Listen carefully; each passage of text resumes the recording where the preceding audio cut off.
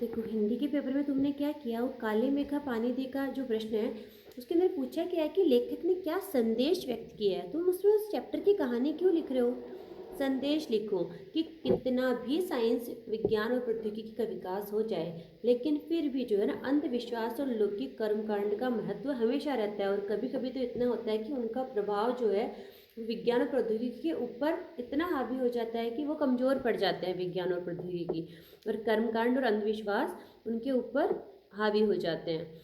तो परंपरागत मान्यताओं तथा वैज्ञानिक दृष्टिकोणों में जन भावना के अनुसार समन्वय रखना जरूरी होता है। इतना सा संदेश है, पूरा चैप्टर लिख करके आ गए वहाँ पर।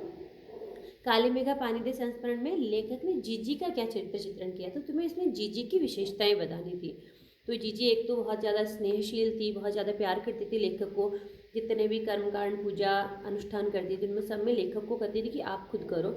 सेकंड थी वो आस्थावान थी, वो सारी परंपराओं, आस्थाओं, विश्वास सब कुछ करती थी और श्रद्धापूर्वक उन्हें पूरा करती थी।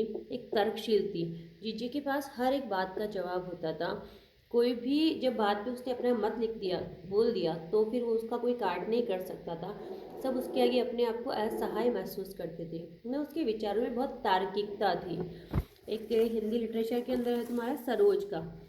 सरोज के अंदर उन्होंने क्या कहना चाह रहे हैं लेखक कि तुमने क्या किया, फिर उसमें कविता की कहानी में उसके पिता मर गए थे, माँ मर गई थी, ने सब कहानी लिख दी। कोई मतलब नहीं है उसका। उसमें क्या बताना चाह रहे हैं कि एक पिता का पुत्री के लिए जो मतलब भाव आ रहे हैं ना, वो उनके बारे में। उनको मन में ऐसे फील होता है कि मैं अपनी बेटी का उचित लालन पालन नहीं कर पाया हूँ। उन्होंने जो अलग सा उल्लास और विषाद, मतलब खुशी भी है और साथ में दुख भी है, उस भाव को वर्णित किया है। वो भाव की, करुणा के भाव की प्रधानता है इस प्रश्न के उत्तर में लिखना है तुम्हें। और उन्होंने मतलब प्रसन्नता है, उचित लालन पालन नहीं किया उसका, उन्हें दुख है, और साथ में वो सामयिक जो निधन हो जाता है उसके बारे में भी उनकी वेदना और विषाद लिखा गया है इस कविता के अंदर। तो ये उसके मूल भाव हैं। में कहानी नहीं लिखनी है, मूल भाव को ढूंढना सीखो। प्रश्न जो पूछा जा रहा है उसका जवाब लिखो तुम लोग। यह दीप अकेला, उसमें भी मैंने वही पूछा था कि उसका मूल भाव तुम्हें व्यक्त करना था। मतलब इसे मनुष्य को प्रतीक रूप में लिया गया है। जैसे कि एक अकेला दीपक जो होता है ना, वो समर्थ है लेकिन दूर दूर तक रोशनी नहीं दे सकता।